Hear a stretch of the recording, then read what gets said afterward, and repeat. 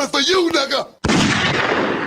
This episode is brought to you by FairDesk, a crypto derivatives trading platform founded by 6 former Binance execs and 3 former Morgan Stanley architects.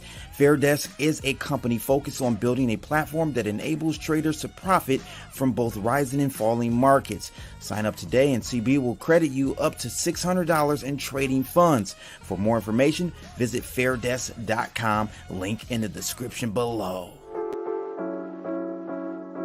Fuck it! Do it live! I'll write it and we'll do it live! Okay. Ready? Fucking thing sucks! We'll do it live. Okay. Oh, yeah, ladies and gentlemen, we are doing it live all the way from the Motor City. It's your boy, Crypto Blood. Welcome to another episode of My Two Satoshis. Let's get into it.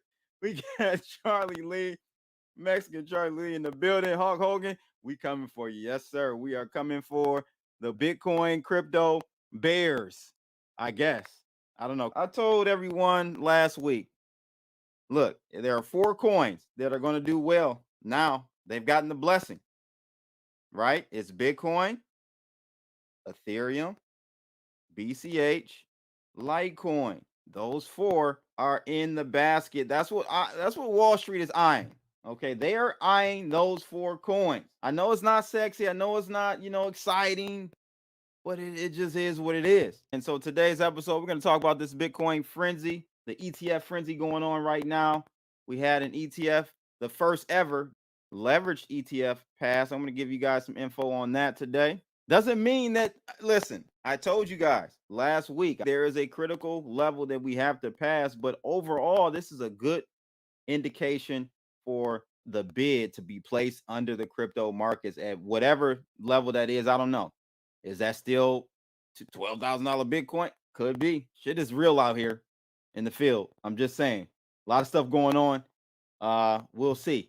But I'm just telling you, long term, if you zoom out a little bit, I know you guys like to hear those 100x. This is Nick.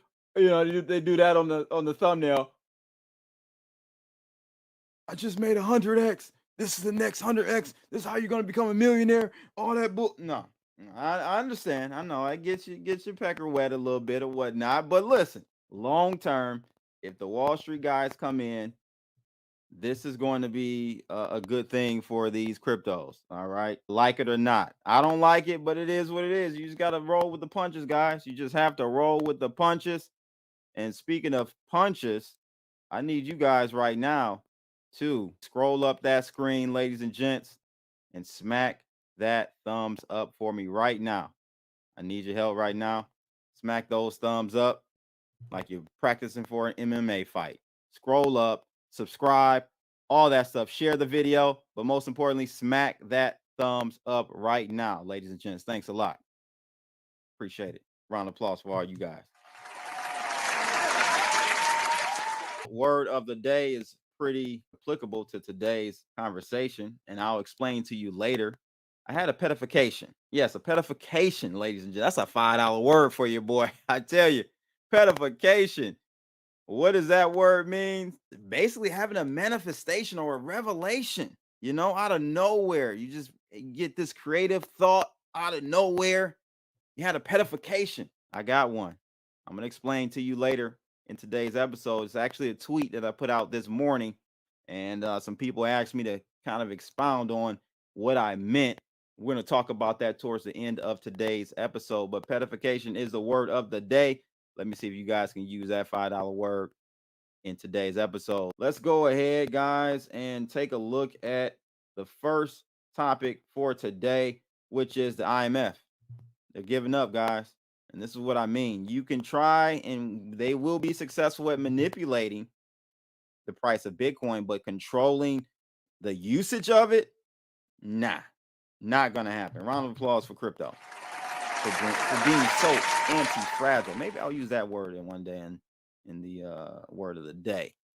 But IMF capitulates on Bitcoin bans, says they're not effective. I agree. Round of applause again for that. Finally, they admitted something and said something that was true. The IMF is now suggesting that crypto bans may not be the best move after previously saying that countries should consider it. Wow. What you guys think about that? Digital Asset said here, this is hilarious. Shout out to him. He said, is the question or is it the answer? That's funny. Yes, it is. There it is. There you go. HYM said, bro, Bitcoin OTUW to 30K this week. Ooh, why is that? Give me a reason technically why you see it going to 33 to this week. That's a strong position, my friend. We know this, but it's just interesting to see them admit this, that they pretty much have to give up on telling countries to ban cryptocurrencies. We already knew this is impossible. It definitely is impossible. Okay. On a recently released report examining cryptocurrency usage across Latin America and the Caribbean, acceptance has varied in the region, with some countries like El Salvador being more open to adoption versus others that are more wary over the perceived risks involved. Okay. In their report, the economists leaned into a position closer to adopting cryptocurrencies, but within a well-regulated framework. So the well-regulated framework is, trying to know who has what and what has who. You know what I'm saying? But eventually we're going to mature to a point in this space where we're no longer needing fiat on ramps and off ramps. When that happens, I mean, we may be years from that. But when we get to the point, guys, where we're strictly transacting in crypto to crypto types of environments, oh boy, they got a problem on their hands. They've got a problem on their hands. While a few countries have completely banned crypto assets given their risks, this approach may not be effective, they said. The IMF said in the long run. And there you go, in the long run, because guess what? In the long run, you're going to have people like you and I transacting directly in crypto. And there's nothing they can do. They can't stop it. They can't block it. They can't do anything. So in the long run, the people will win. They will win. Thank God. Round of applause for that. I'm excited. I know you guys are.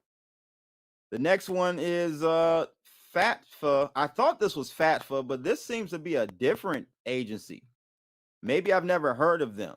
FATF. I don't think I've heard of them. I know who FATFA is, but FATF, I'm not sure. So FATF crypto, that sounds horrible. Standards fall short with countries on gray list. So this organization or task force, it stands for Financial Action Task Force. I think it's the same as FATFA. I don't know why they dropped the A. I'm not sure. Maybe this is a B in crypto article. Whoever wrote this one didn't include the A, but I'm thinking this is the same organization. But the Financial Actions Task Force emphasized the necessity of group efforts to address the proliferation, terrorism, financing, and money laundering. During a meeting, the members agreed to publish a targeted update on implementing recommendations for virtual assets and virtual asset service providers. Their efforts have been ongoing to strengthen crypto standards, but it found, listen to this, it found many jurisdictions due to be either partially compliant or non-compliant with these measures. Yeah, here we go. They're trying. IMF gave up, but FATF didn't. The watchdog pointed out that several areas require improvement. It noted enhancing the recognition, examination, and prosecution of complicated money laundering cases. They also are observing several countries more closely, including Cameroon, Croatia, and Vietnam. The organization is aggressively addressing strategic flaws in its anti-money laundering systems in the monitoring list. They also urge that they need to regulate virtual assets and VASPs globally. The Financial Watchdog said 4 years after this group strengthened its standards to address virtual assets and virtual asset service providers, guess what? Global implementation of these measures remains relatively poor. Can't stop, won't stop. Rockefeller. Can't do it, guys. They're going to try to have travel rules and all these types of things. Come on, man. You won't be able to. This is a new era. Thank God. All right. So you got one agency, the IMF, giving up. They're just saying, hey, we can't do it. Can't ban crypto. Can't ban Bitcoin. And then you have another agency, FATF, They said they're having some difficulties here, guys. They're trying. They're going to keep trying. If this is the same regulatory or task force, this is the same group that put out guidelines for crypto wallets, self-custody wallets a few years ago, giving them guidelines on how they should essentially surveil their users, meaning, get your IP addresses, even though these wallets aren't on an exchange, on a centralized exchange of any manner. They're still giving guidelines to these countries to say, hey, if these wallet providers like an Atomic, or you got the list, they go on. There's a lot of wallets out there, but if they are not snooping on the users by getting their IP addresses and doing chain analysis, then these countries should ban these types of wallets. Well, guess what? If you ban them from the Play Store, people will just root directly on and install them. So again, it just won't work. It will not work, ladies and gents. So let's go ahead and talk about this frenzy we got going on. All right, we got a Bitcoin ETF frenzy going on right now. Cointelegraph says ETF fever returns, biggest inflow to ProShares BITO in a year. ProShares BITO Bitcoin ETF saw a weekly inflow of about $65 million as institutional investors have seemingly regained their mojo for Bitcoin futures. So again, guys, this is the institutional money that's going to be a game changer. If you're looking for your bags to move up, you finally wanted that opportunity to sell your soul, well, this is it, guys. So we had a big increase, a 59.6 gain since the start of 2023, according to ProShares. As far as the money inflowing, there's been an uptick in Bitcoin derivative interest across the board since BlackRock filed for its own Bitcoin ETF on June 15th. So people are getting a little bit excited here with this whole situation. Now, I got to give it to you both angles here. The only thing you got to worry about is the SEC, because the SEC wants to inflict maximum pain before they let everybody in. Okay. I can see the SEC, and this is my gut feeling. I don't have any information on this, but I can see them saying, you know what, BlackRock, we're going to pause on that. We're not going to allow you to go live with your ETF, spot ETF just yet. Wait a little bit. And boom, the markets get hit hard. Okay, the markets get hit hard. I'm talking about down here, back into the bottom of the channel. That is a whole, man, that is a 10%, 11% move down. So I can see them doing that to give that final capitulation, okay, and get us maybe right at $1 trillion market cap, or even below. Get us below $1 trillion market cap, get us in the 900 billion range, get people to panic sell, trigger some sales, some forced selling, and then later in the year, or maybe even start in the new year, we get the actual clearance for it. I'm just keeping you guys open-minded here when it comes to how the SEC tries to play these games with us. All right, they will. It's not going to be a layup, guys. It's not going to be a layup. It's not going to be that easy. So markets, I think, are a little bit ahead of themselves. But overall, again, longer term, they're going to get in here and they are definitely going to pump this market up. So just keep that in mind. More ETF frenzy. Hong Kong's biggest bank approves Bitcoin and Ethereum ETFs. So this is not necessarily here in the United States, but again, it just shows you the trend that's developing here. ETFs. And ETFs are on ramps for pension funds, for all types of institutional money to come in very easily. Hong Kong envisions becoming a regional crypto hub. The largest bank in this territory, HSBC, finally opened up its doors to allow trading Bitcoin and Ethereum exchange traded funds. Round of applause for that. So again, more ETF frenzies are coming. More institutional money is coming. See, when the big dogs get in, they're really not in here. $1 trillion. If we go back here, I didn't pull this up, But you take $1 trillion market cap, right, for the entire crypto industry. I'm gonna zoom in for you to see that. Let's just take a look at. I want to just compare here. What is the market cap of Apple? Market cap of Apple here, guys. Check this out. This is gonna blow your mind. Market cap of Apple almost 3 trillion. So Apple alone has almost 3 times the market cap of the entire crypto sector. Okay. So that right there should let you know this is still a small game, guys. I know this is what we do. We're all about it.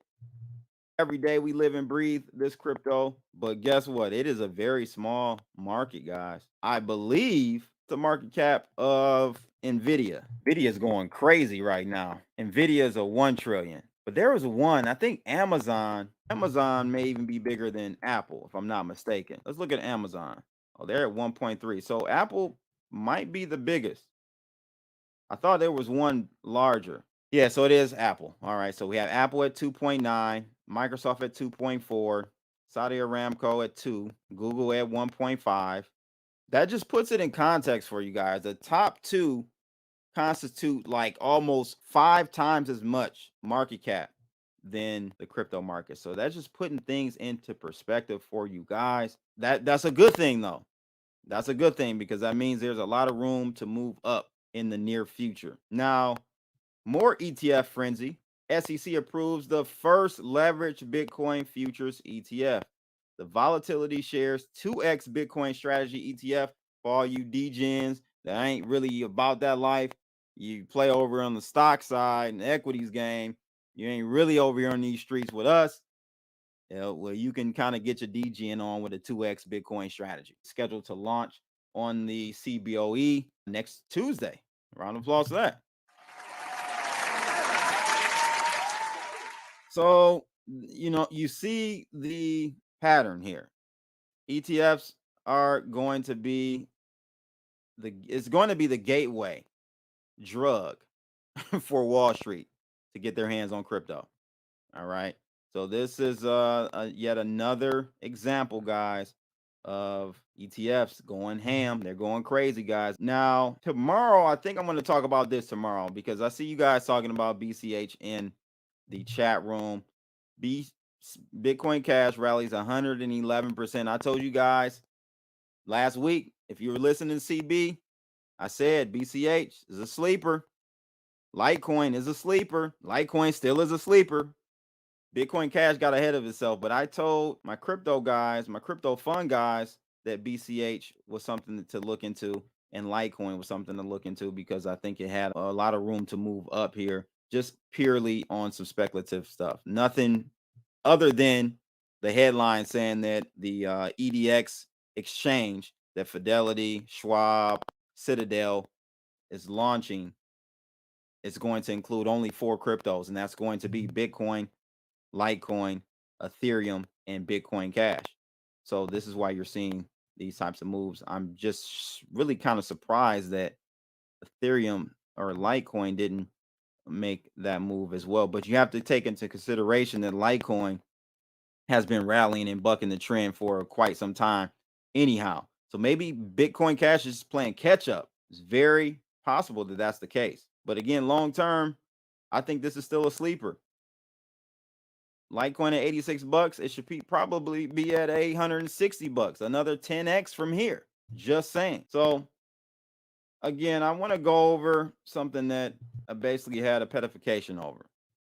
All right, this morning I kind of had a petification, guys. Sounds a little weird that term, but I told you the definition earlier. But essentially, I came to the realization that AI, honestly, is really what you guys should be eyeing. And I was I'm going to say the only crypto for sure. I know there are other people across the YouTube world that have been covering AI for a very long time. And actually, the person that really got my eye on it was 2 Minute Papers. Let's go to YouTube really quickly. I want you guys to follow this guy. More on the if you want to say educational or academia side of things, but 2 minute papers. I keep saying 2 papers. 2 minute papers here, guys. I'm gonna bring this up really quickly. Go follow this YouTube channel. They stay on the cutting edge of AI and have been for many years. And I did a video 3 years ago on a 2 minute papers video. Okay. I said, look, guys, Chat GPT 2 at that point was Chat GPT 2. I said, look, this is a game changer. And you guys need to really pay attention to what's going on here. I'm gonna bring this up just for a little clout chase. Real quick. Let's see if I can bring this up. Chat GPT 2. This here was the video I did. I'm gonna zoom in so you can see this. Ain't no cap over here. Only cap over here is this Detroit hat on my head. 3 years ago. CB, your boy CB, told you guys about not Chat GPT 3, not Chat GPT 4. No, I know everyone's an expert now, but your boy CB is a super forecaster. I get ahead of the curve, ladies and gentlemen. This is why you come to my channel, because I'm putting you up on game on things that the rest of the world are 2 to 3 years, 4 years, maybe even 5 years removed. Round of applause for that. All right. Make sure you hit that like button too and subscribe to the channel if you will. But yeah, I told you guys about ChatGPT 2 3 years ago, guys. And I'm telling you right now that you really need to pay attention in your career. But just even from an investment strategy, I think you need to pay attention to what's going on in the AI world in general. It is the biggest game changer. Now, I got into crypto 10 years ago. I was ahead of the curve on that one and made out well. I was ahead of the curve 10 years ago in Bitcoin. Got it at $89 a coin, ladies and gents. $89 a coin. Now, what you have to understand is that AI, I said in a tweet earlier this morning, AI will change the concept of cryptocurrency / money altogether. A new paradigm. Time to change the way you think. And my initial tweet was, not going to lie, AI is bigger than crypto, both social, economically, and geopolitically. My man FD definitely agreed when he said way bigger, also easier to integrate, and been out decades before. These new breakthroughs are after years and years of trial and error. Very true. You got to remember, AI really, started, if you want to be technical, in the 80s, late 80s. They started getting into the AI realm and trying to figure out how to use neural networks, or even the concept of doing a neural network.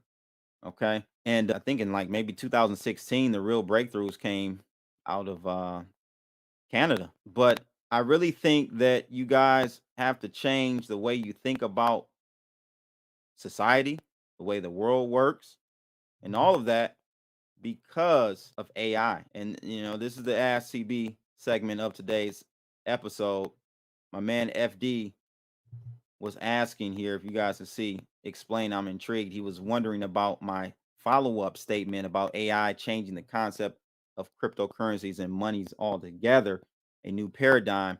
The reason why I say that is because, honestly, I can actually see AI eliminating money. Like, we think of money as a transactional value, right? We swap one for another. But what if we get to the point where our society is so efficient that we no longer get paid in money? That's crazy, right? It's mind blowing. It's a different paradigm, something we've never seen in our lives, ever, in our lives or even previous lives. A utopia type situation where people no longer work. What does it look like in 20, 30 years, 40? Yeah, I would say 20 years, literally in just 20 years. What does it look like when we don't have money? What does it look like? What is Bitcoin's place and crypto's place in a society that doesn't even use money? That's something to think. That's a flex bomb. I gotta drop the flex bomb on you on that one, ladies and gents. That's a little mind blowing. Wisdom Bar says it's gonna look very different and beautiful. Yes, it will, because it'll allow you to focus on your passion and what you love to do, and not have to worry about making money. But what does that mean? You know, this is a conversation that no one's having. No one's even thinking about in the crypto world. What does it mean to be in a society that doesn't use money anymore? Is there any value in crypto? Is there any value in Bitcoin? Something to think about. If you're holding Bitcoin and these cryptos for a long-term legacy generational type of situation for your family, your kids, your grandkids, you may have to rethink it. Just might. I'm just dropping a little something in your ear, you know, to think about, guys. I'm just saying. So that's what we do here. We have these thought exercises to kind of just challenge our thinking. What we have as our worldview might not be the right one. So this is something to think about in the future, where an AI society, pretty much we have an AI leverage society where we're not using money any longer. Is there a need for a Bitcoin of the world? There still would be a need for an Ethereum of the world, if you get my drift. Now that's really unpacking some stuff for you. So Ethereum and these smart contracts, the currency for those networks is just for you to make an action on the network. But the crypto quote unquote currencies, you got cryptocurrencies and you have crypto assets, right? The cryptocurrencies of the world, will there really be a need for it? Will there be a need for Litecoin 10, 15 years from now? Will there be a need for Bitcoin 10, 15 years from now? These are the questions you need to ask yourself. Again, I think that the Ethereums of the world, I don't even know if Ethereum will be around then, but something like it, where there's an actual currency that's needed to make an action on the blockchain. You need, you have a token that you need to make a move on the chain. Maybe there is still some representative value there that you can extract and have, but for actual currency, paper, money, I don't know, guys. I'm just saying, put your hat on, put your detail hat on, and get to thinking. Let me know in the comments below what you think about this whole concept that I'm throwing out there to you guys. I just want to know what you feel about it. All right. You're emptying the whole clip today. Yeah, man, I'm getting heavy with them, Red Snapper. Let's get rid of the evil globalists first, but that's part of the whole thing. Listen, if we get rid of money, how do the globalists control everyone? Through money, through crony capitalism. That's how they control us. They have us by the neck because of fear. People need to eat. The only way you eat is to earn some fiat made up valued money. What happens when AI eliminates that? Just something to think about on today's episode, man. Let me know in the comments below. I think this is a conversation we should definitely have in the comments. So hit me up. That's it, my two Satoshis. Make sure you guys like, share, and subscribe, and click that bell to receive more videos like this.